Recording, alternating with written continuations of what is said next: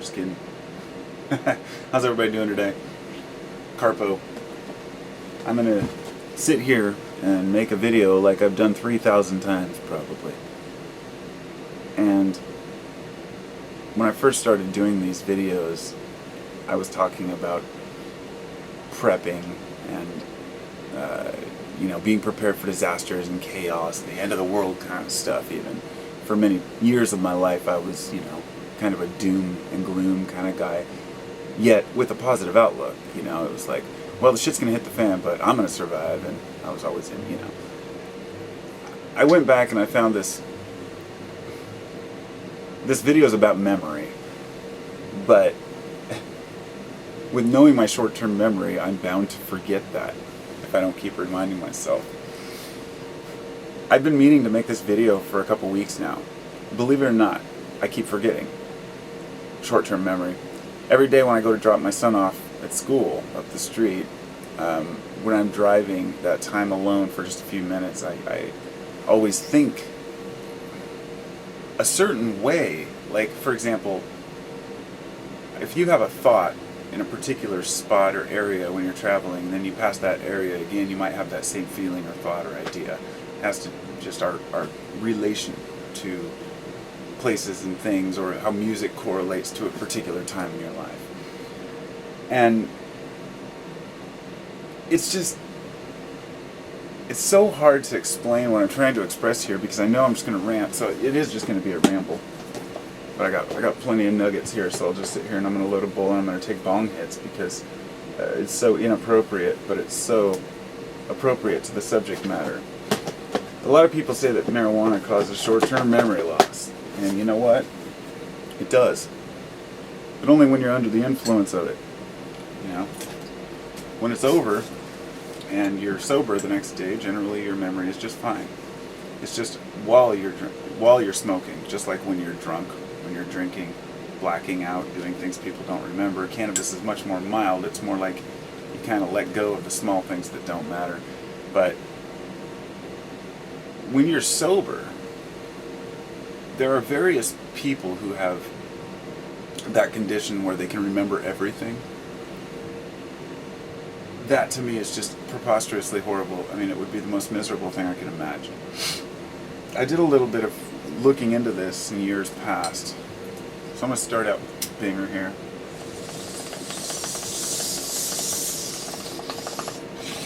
And why we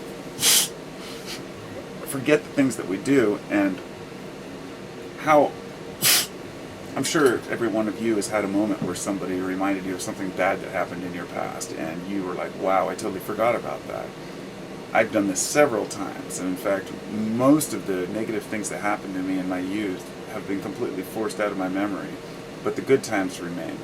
Now, this is something that comes along with our genetic. We're genetically predisposed. This is the way our brains have evolved, to let go of the negative things, to forget about things that are holding us back or that give us ill feelings, but to remember the good feelings. Now, here's where it gets interesting. If you don't remember some of the negative feelings, then obviously you're going to repeat the mistakes over and over. This is why we have memory in the first place. It's so we can learn, put that in our mind, and know next time, whether it be 1 + 1 or how not to fall off a cliff.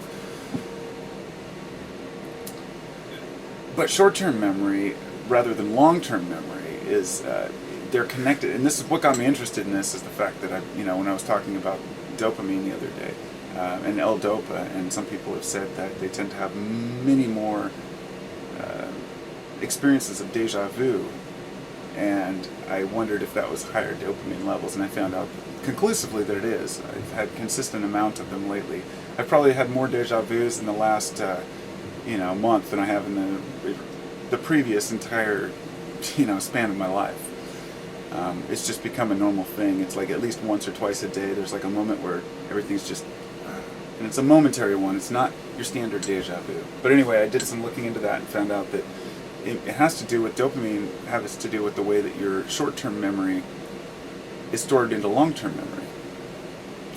So, for some reason, when your body is at a certain chemistry or something happens, they're not sure exactly how, but your brain somehow files this away under long-term memory without passing the short-term memory. So when you have the experience again, or should I say, the experience that you're having feels like it's one you're having again, like it's something that you've had in the past, when in fact really that's just because it's bypassing your short and going into long-term memory.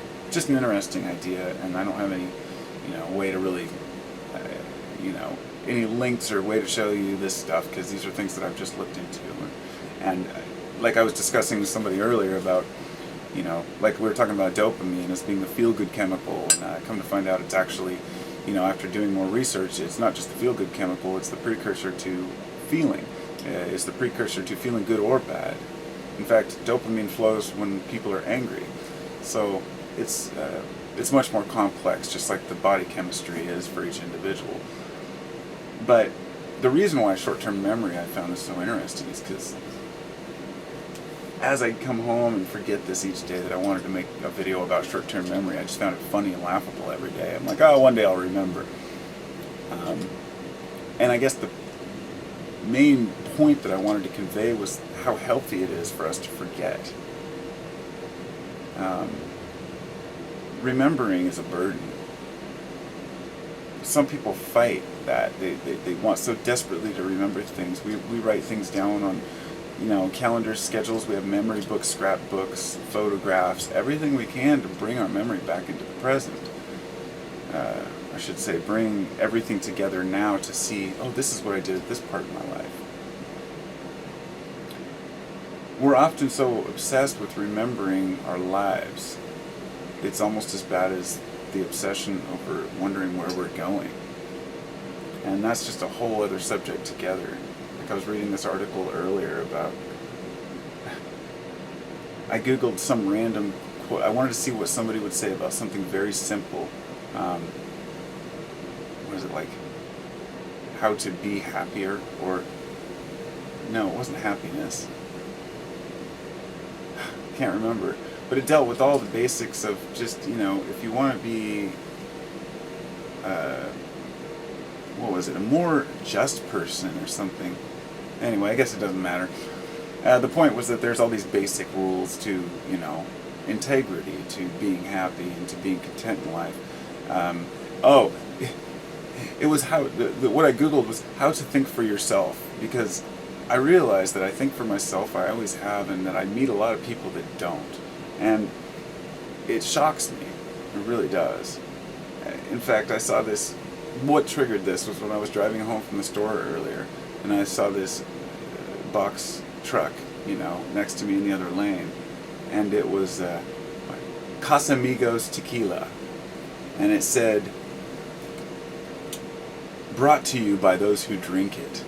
And then I had two guys sitting at a table in their suits drinking their tequila. One, George Clooney, and it was signed, And then the other guy was some fucking actor I'd never heard of. Sorry about the language. And this was posted over the back and both sides. And I'm sitting here thinking, here's this company who's selling tequila. And their whole advertisement is a picture of George Clooney drinking the crap. Do I care what George Clooney drinks? No, of course not. But so many people can't think for themselves. They really trust actors, media, to tell them what to think and how to feel. I mean,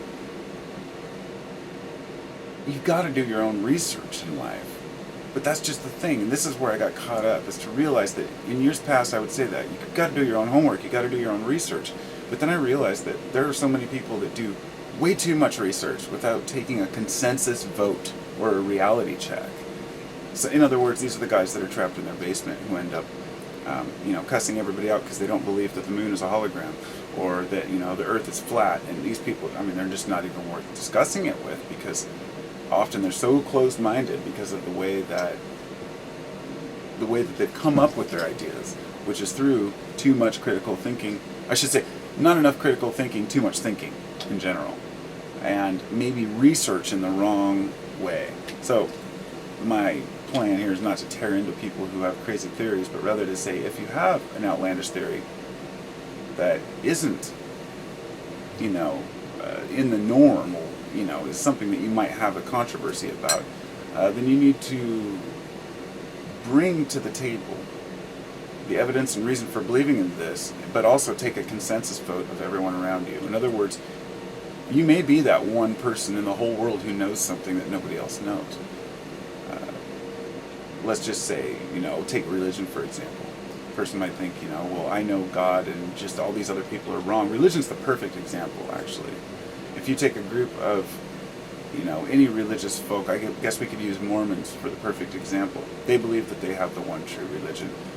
I mean, the whole religion is based in one state, and it's fairly recent religion. Yet they believe firmly that theirs is the true path and the only path, and that everyone else is mistaken. But never taking in the critical thinking to think, okay, so we're a few million strong. There's 7 billion people on this planet that all have different belief systems and different ideas about this, and our religion is basically taken from one man who made claims. This is no better than following George Clooney for his tequila, to follow Joseph Smith and to form a religion around this. But my point is that it's so strong and so organized and so tight that it's basically become the ultimate business model. It's perfect. It's tax exempt. You can charge your people 10%. For those who don't know, Mormons have to pay 10% of their wage for the rest of their life to the Mormon church. So after they leave and go out into the world and do their missionary, thing when they're 18 or whatever, and then when they finally move out of the state, wherever they go in the world, they're sending 10% of their money to the church. This is, obviously the church doesn't need that kind of money. What is it doing with that kind of money? Most of the Mormons live here, and most of them work and have their own money, so it's not like, there's giant Mormon charities. Maybe there are, but my point is that it's a pyramid, if you will, or similar to it. It's a scam, and it's all based on people following one man. How many times in history has this happened? How many times have we been suckered into believing one guy has the answers for us? And this comes back to critical thinking. Do you believe that one man knows what tequila is best? And at that, do you believe that this American man, George Clooney, would know a good Mexican tequila? It's just the same as, do you believe a politician understands your needs? Or do you believe, a rich person understands a poor person's needs? Or whether a poor person understands the complexities of being rich and trying to do the right things with that money. For example, the rich, they get caught up in, everyone's judgment of rich people. If I had a judgment that rich people were all pricks, then I would be a prick myself and a judgmental fool.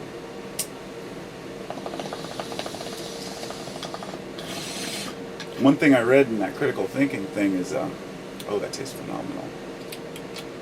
I haven't tried that kind yet. It said critical thinking requires taking a vast array of knowledge and information from around every facet of the world around you and using that to look at the things from the outside. But that if you have a shallow version, in other words, you're not a person of integrity. You're not a person who's aware. If you're a person who judges people as a whole based on religion, creed, sexual orientation, sex, or color, race, anything like that. If you judge an entire culture based on the color of their skin or what they believe, and believe that, say, the perfect example here is all the Muslims just need to burn. You've heard so many people say, just drop a bomb on the Middle East. A person who says that is a person who's lacking in common sense and who hasn't thought critically. Either that, or it's a person who likes to follow other people, which is back to what I was saying about being a critical thinker and thinking for yourself. They hear all their friends saying, oh yeah, go get them, get Bin Laden and get all the rest of them at the same time, as if every Muslim is a terrorist. And this isn't something that's just in the past, this comes up all the time. It's just like when that fucking Trump, he says, that all Mexicans are rapists and murderers or whatever, it's like people are dumb to say such things. But people are dumber to listen and believe it and rally behind them because of it. Our political leaders are very sad people. Many of them want to make a difference, but I guess a good example, I read this little article, and I hope I can find it because I want to post it.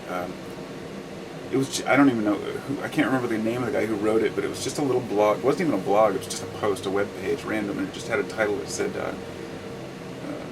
I want my country back or something. And it went on, it was just a couple paragraphs. You could tell it was written by a good old boy, and he was saying why he loves this country, the United States, and how everyone's talking about doom and gloom and how we're screwed.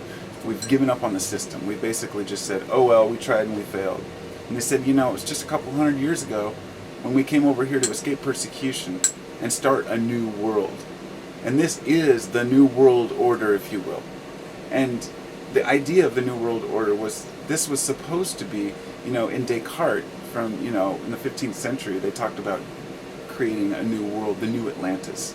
And these stories, go on, and a lot of people believe that the U.S. is that new Atlantis. What happened was, it did what we wanted it to do. It was diverse, a melting pot, millions of people doing all their own things, but then it got out of control. And we realized we couldn't please all the masses. It's like when somebody talks about socialism by saying, oh, we should be socialists here because it works in Switzerland. I mean, give me a break. Switzerland has most of the population that have similar interests. As far as I know, they're mostly white people. They probably all share some of the same cultural needs, and they're in the same general geographic location. Whereas the United States spans a huge 3,000-mile length. There's desert, there's forest, there's oceans. We have all kinds of different needs than other countries. Plus we have all these ports, and imports and exports, and then all these different cultures within here that all have different needs and desires. And we're just going to give up on that and say, oh well, we failed. And I'm guilty of that. I'm guilty of saying, oh well, the U.S. is fucked anyway. It's going to go down the tubes. I don't care anymore. And I was that way from the time I was probably 18 until I was probably 35. Or in my early 30s, or fairly recently, within the last 5 years, I finally turned around and said, wait a minute. It's like the folks who say, oh, if you don't like your country, leave it. I say, that is the most ridiculous thing I've ever heard. If you don't like your country, fix it. If you don't like your house, if your house gets messy, you don't just burn it down, you clean it. And so, anyway, the point is that it's going to take time to clean a house, and I think that we can pull our heads out of our asses. And I think that we can bring this country back into alignment with its original intention, which is just, that idea of freedom. But my point in bringing this whole America thing in is to say that, it's easy for us to get wrapped up in what everybody else is saying about the country, and forget to just stop for a minute, and think about it, and look at it. How bad is it really?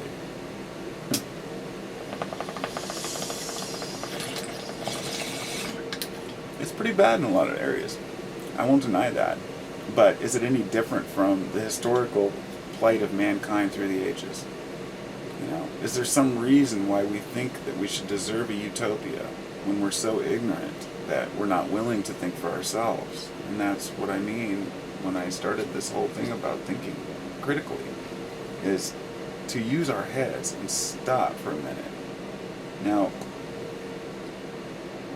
I can, when I start thinking about memory, and short-term memory and long-term memory, and this is why why these two different subjects are brought together here, is it's easy for us to remember the components of things that we agree with. Now, this is a very there's various effects for it. There's one is called the echo chamber. Basically, it's like when somebody goes onto a web page or a forum or a YouTube video and comments and says, oh yeah, good job, you really nailed it, when they made a video about something that was obviously not true or whatnot. And then other people continue to reinforce that by saying, oh, it must be true. And then it gets, say, 50,000 views, and then all of a sudden people are giving it a thumbs up, so it must be true, it must be true. People stop thinking, and they start following the herd without even realizing. Like, oh, well, this many people are agreeing with this, maybe there's something to it, or maybe it's true. And maybe it is. But stepping back and looking at things means forgetting what you've learned every minute. So when I'm driving to school, like I was saying at the beginning of the video, I'm driving my kid to school, I'm thinking about forgetting what I've been taught, because that's the thought process that happens as I'm going there. It's because one day I thought about it, and ever since then, now when I'm driving to school, I think about cleansing. It's my time to cleanse my mind of what I've been told. You know, am I sabotaging myself? Am I sabotaging my business? How am I really doing with my family? How am I really doing with my life? You know, am I really happy? Am I really content? Am I really cleaning my house the way I should be? Or, you know, all these little things that come into mind. And I don't deny that I'm a totally flawed human, but I'm doing my best, and that's all we can do. And so, if I were to leave with a point here, it would be that we need to love ourselves. We need to like ourselves. We need to trust ourselves. And we need to learn how to trust our hearts and intuition. But at the same time, we have to stop short of being egocentric and believing that we really know what's right. And this is just like with religion. If a person wants to be brought up in a religion at one time in life, they're going to have to confront that and say, do these ideals fit who I am? But often people don't even do that. And this goes the same for political views and everything. A person's brought up with an ideology, a particular right-wing or left-wing attitude, and they hold it and never ask themselves why they hold that attitude. And when I stopped and asked myself, wait a minute, why do I believe all these things that I would believe? I had to sit down and do a moral inventory. Back about, over the last 5 years, I've been consistently working on it, pushing new things out, and absorbing only the things that I think can benefit. And along the way, I've met a lot of really, really cool people who understand that. I've met a lot of really resistant people who just say, oh, you're just a dreamer, hippie, whatever, trying to put some label on me, or liberal, or whatever, all the things I've been called. I've developed such a thick skin over the years that I just sit back sometimes and think, wow, there are so many different types of people out there. And sometimes a person may make, let's say, a rude comment. And I think that could have been me 5 years ago, or 10 years ago, with that same attitude, that same cocky, being a dick attitude, just to be a dick, or just to troll somebody or piss them off. I was never a troll online or anything, but what I mean is, like, you see somebody who makes a comment you don't agree with, and so you pick at them. And just like people would respond back, and then maybe I'd go to their webpage to see what they're all about, or check out their YouTube channel, and then come back and post a comment back to them by saying something like, oh, go back and play video games, you idiot, And I realized that is so immature of me, But you get caught up in the moment, and you get caught up in what you're used to doing, and your usual routine of things. You know what I mean?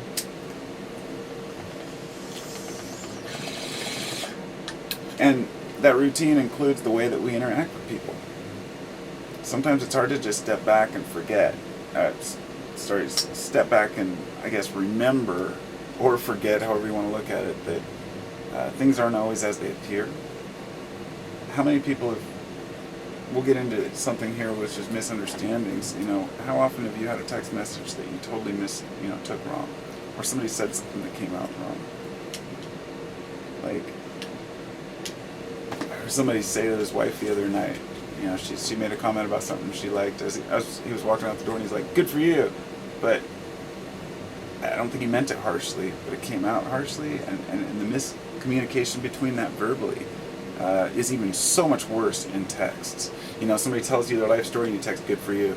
That could come out as good for you, or good for you, or but I've had people get angry over a text or a typed out message, say on YouTube, because they misunderstand what I'm saying. And many of these misunderstandings go unheeded, undiscussed, and unresolved. And people build up a hatred towards people that they don't even know. And they might meet, let's say, one person who's, let's say they encounter, one really pushy Scientologist, and all of a sudden they just hate Scientology, not for what Scientology is, but for the annoying person that they knew who was one. And there's plenty of reasons to hate Scientology, but it's part of our society. It's the Hollywood syndrome. It's the Hollywood religion. It's what happens at the end of every age of decadence. People start to create extreme systems that are obviously not right, but they believe them because others tell them to. And, we're a society of phonies, following the media. And, I've actually tried to hold back on this for so long now. I've tried to be positive for a long, in most of my videos. And back in the day, I used to really rip on government and the system. And you see, the thing is, I haven't become passive. I've become understanding in the sense that I realize complaining does no good. If you're going to make a difference, make a difference. If you want to change something, change it quietly and do it from the inside. Or if you have to speak out, make sure that you're heard and you have a good point. But don't just sit there and complain about the system that you live in and then be part of it and not,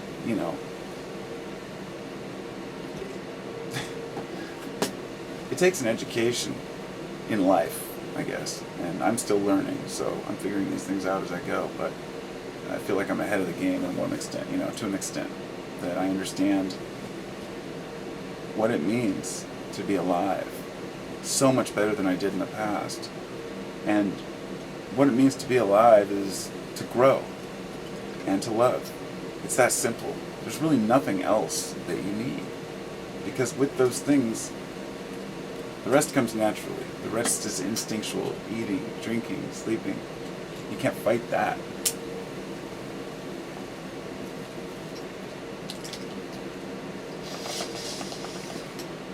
By the way, Josh Prayer, if you're out there, thank you for the toker poker you sent from your head shop, which was actually Handpiece Head Shop, I guess. I think it's in Michigan or something, but he sent me this lanyard, this lighter holder has a little poker. And I just needed it, so thanks. Doubtful that he would be watching at this point. I have so many videos, it's so ludicrous. I even erased hundreds of them back in the day just to make room, but I just gave up because I couldn't go back and erase them all anymore. There's just too many. And I thought, well, I don't want to erase them, I want to keep this open because this is my life. YouTube is not my life. What I mean is the things I talk about on YouTube are things in my life.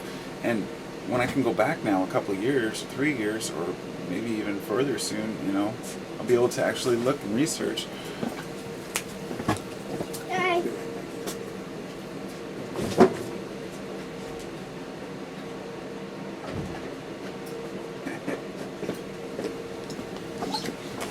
Got interrupted. That's okay. Because I don't lose my short-term memory. Wait, what was I talking about? Anyway, it probably means it's time to go because I'm probably this video has turned into a really long video. And I've talked about a lot of different things. I don't really... The only thing that I really want to convey at this point is just that the reason why I do this and is when I look back at my videos and see how much I've changed and grown and changed and grown, and then maybe even fallen back a little and then grown again. It's a few steps forward and a few steps back, and it just goes like that, and you just got to keep with it, keep growing, and remember that you have to have the intuition to know when you've doing right and when you're doing wrong. And you will be bombarded with society telling you, that you have to buckle down and you have to do this and you have to do that and this is what you're supposed to do and this is when you graduate. I've been trying to explain this to my son who's 21. We had a long conversation the other day about this. He's like, he's still stuck in the box, even though I've tried to, raise him to be outside of it. It's hard when you grow up and you go to school and you get a job when you're 18, and he was living with his girlfriend and they recently broke up and now he's back with us, and it's a whole huge change for him because he wasn't prepared for life changes. He hasn't mentally prepared himself for, bring it on, something's going to happen next. But he's dealing with it well. And it's because he has people who love him in his life that can comfort and talk to him. So love is that major essential component. And the bond that you make with people that you love is that oxytocin bond. And that's unbreakable. So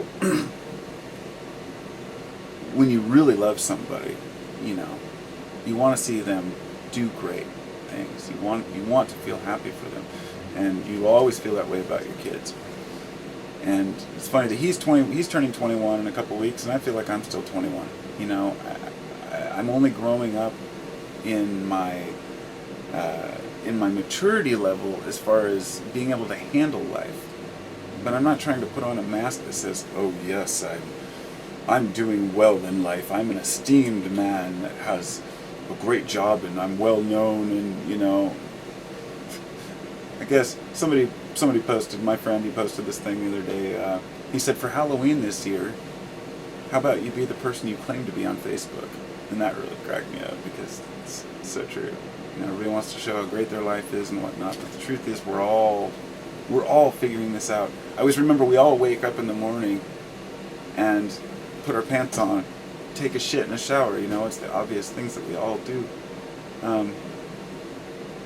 Some people really do go through life blindly thinking they have it all figured out, and that's sad for them. They're the same.